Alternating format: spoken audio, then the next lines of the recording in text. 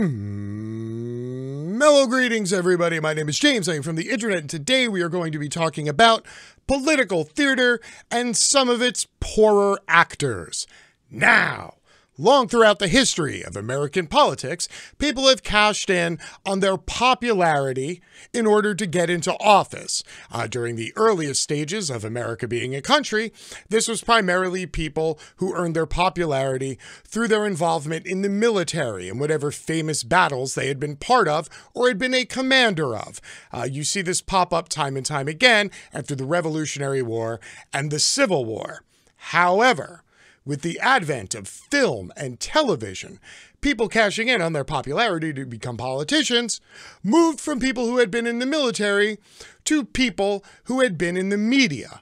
However, even as this phenomenon grew, the people who were transitioning from a media lifestyle to a political lifestyle still eventually had to show they had some kind of political chops, they had to adapt, and they became politicians. This holds true for just about anybody in the political sphere, from Steve Largent, who went from being a wide receiver on the Seattle Seahawks to representing a district, and all the way up to President Ronald Reagan, who served as the governor of the state of California before he ran for president. However, since 45 and our good friend, unemployed reality TV show host Donald Trump became president with absolutely no political experience and showing absolutely no savvy, well, now it's become open season. That's right. Anybody with even a schmeckle of popularity can run for office and possibly even win a seat. Since Donald Trump, however, is no longer in the public eye, it's like that dude just vanished. The mainstream political establishment has been hard at work trying to concoct a new Frankenstein's monster to take the place of and fill the void of the now vanished 45. And it looks like they have succeeded. Everybody, I would like to present to you Dan Rodimer. Back in the beginning of March, Fox News noted that Dan had thrown his very large hat, that obviously goes over his very large head, into the ring. And this is what that innocuous announcement first sounded like. Former WWE wrestler Daniel Rodimer is making his third bid for office in his 3-year political career.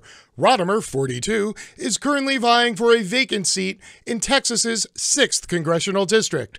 The former wrestler was a last-minute surprise on the ballot as he filed for his seat with less than an hour to spare. The Republican hopeful, who has previously been endorsed by former President Donald Trump, now joins a list of 23 candidates running for the vacant Texas seat in the U.S. House of Representatives.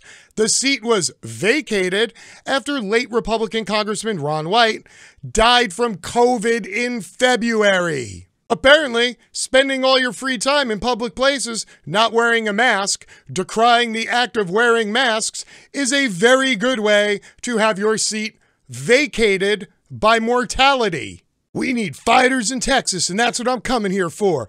I'm moving back to Texas. I have 6 children, and I want them to be raised in a constitutional-friendly state. Oh, wait, dude, you don't actually live in Texas, but you're going to run for a seat in Texas? Okay, cool. Rodimer was previously employed by the WWE from 2004 to 2007. He entered the squared circle through WWE's Tough Enough reality competition and mainly wrestled in the company's developmental territories, Ohio Valley Wrestling and Deep South Wrestling.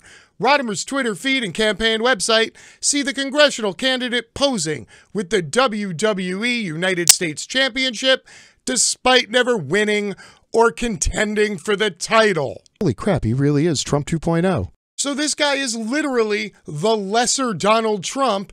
They just managed to stack the shit higher so that it went from Donald Trump size to professional wrestler size. And now I'd like to give Dan a few moments to explain himself to you in his own words. Take it away, Dan. 3 dirtiest jobs in the world: professional wrestling, politician, and bull riding. Let's go, boys.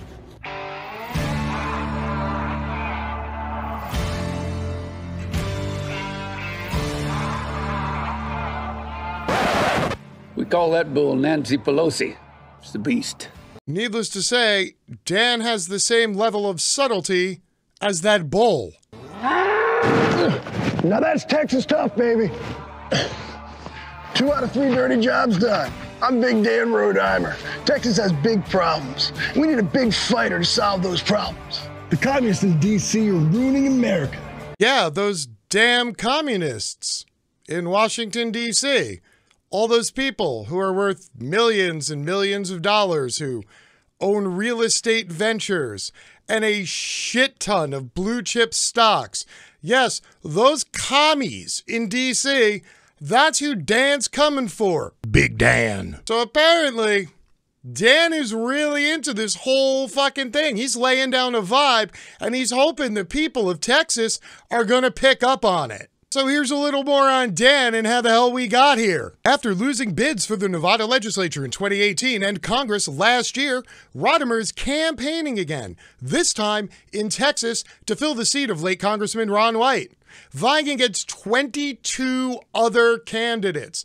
He said he was encouraged to run by Senator Ted Cruz and members of former President Donald Trump's family. I feel it's worth noting hilarity here that apparently Donald Trump has decided to pass the torch of Trumpism not to his son Don Jr., but to a large professional wrestler, because of course, Donald Trump doesn't see himself in Don Jr., he sees himself in Big Dan. In an interview with Newsmax, Rodimer touted the ad's Make America Texas Again tagline, saying he was, quote, in free America now that he had moved to Texas. He boasted that he stayed on the bull for 11 seconds. Wow, that is most assuredly a lot of bull to unpack from such a tiny little group of words. However, let me try to take a stab at it.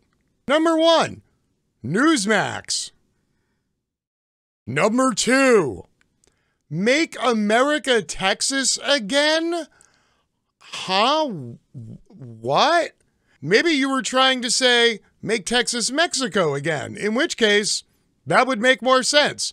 I assure you, America has never been Texas. Also, most politicians in Texas, at least once in their illustrious career, jump on board a public referendum to make Texas a free and seceded state separate from the United States of America. But please, tell me more about how we should make America Texas again. Lastly, are you sure you stayed on that bowl for 11 seconds? Really? Really? Are you sure? I said I want to ride a bull. I've never ridden one. I've been a pro wrestler. I've been a fighter. They said the hardest thing to do is ride a bull. But reporters and internet sleuths are convinced he used a stunt double for the bull riding spectacle, noting the camera angle in the ad never shows the face of the rider, which is presumably intended to be Rodimer. The candidate's boots and vests are also different from what the rider is wearing. Uh-oh, looks like Dan got caught talking shit and lying about it by the internet. And the internet, I have been led to believe, is not very forgiving about this sort of thing. Wow, look at those brown suede boots he's wearing on that instantly become beaten dark leather boots when he gets up from the ground. Busted. And now that we have spent ample time on Big Dan's bullshit performance, I would like to show you what Big Dan's bullshit performance looked like just a year ago in Nevada when he was running ads for that race. I had 1 arrest in my life while in college. Those charges were dismissed. I have no convictions and no criminal record. Yet, with the millions of dollars Schwartz makes in China, he's trying to buy our congressional seat. Schwartz has introduced more taxes than any Republican in state history. He proposed a gun ban. He supports amnesty.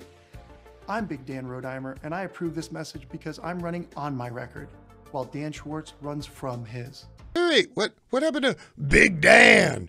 Big Dan riding bulls, pro wrestler, being big badass. What happened to badass Dan? Shit.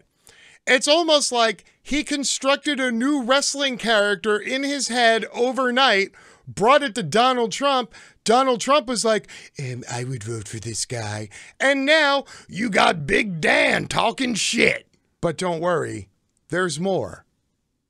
There's always more. Not only is Dan not from Texas, where he's trying to win a seat, not only is Dan not from Nevada, where he's tried to win 2 different seats, but Dan went to college in Florida, and then went to an all-Christian law school in Florida? So he's not even from Nevada? That's right. Dan's from Rockaway, New Jersey. I'm Big Dan. You should definitely vote for a Texan like me who's from Rockaway, New Jersey. So apparently, 99% of Big Dan is big bullshit.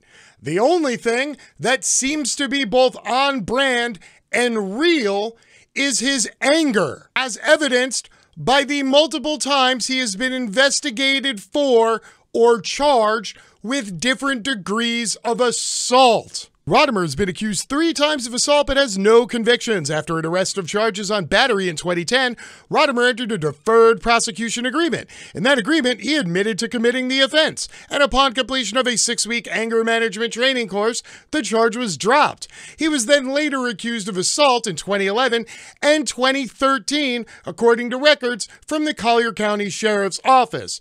In that race in Nevada that he recently lost, he lost because his poll numbers dove after 911 tapes were released of his then girlfriend calling for police help after a domestic altercation multiple times. That is the woman he is now married to, who has all the fine children with him that he wants to raise in a constitutional haven like Texas, even though he is not from Texas. Now, I don't know about the rest of you, but for me, it is barely tolerable that people like Lauren Gunbert or Marjorie Taylor Gunn have somehow convinced people to vote for them because they are very fine people who will actually work to represent the constituents of their very red districts. But Dan here, Dan is a carpetbagger.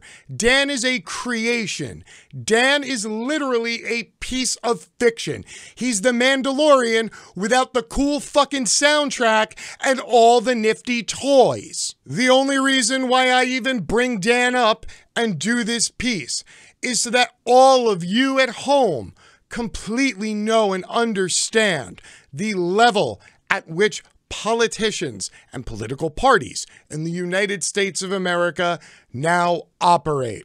We literally create candidates and just vomit them out at low information voters to obfuscate polls and tilt things in the favor of whatever moneyed interest happens to be fucking leading the bandwagon at any particular day or time. So maybe, just maybe, for the rest of us in the voting public, we should take a little more time judging these politicians by their actions rather than their words. Until next time, my name is James. I am from the internet and I am out. Peace.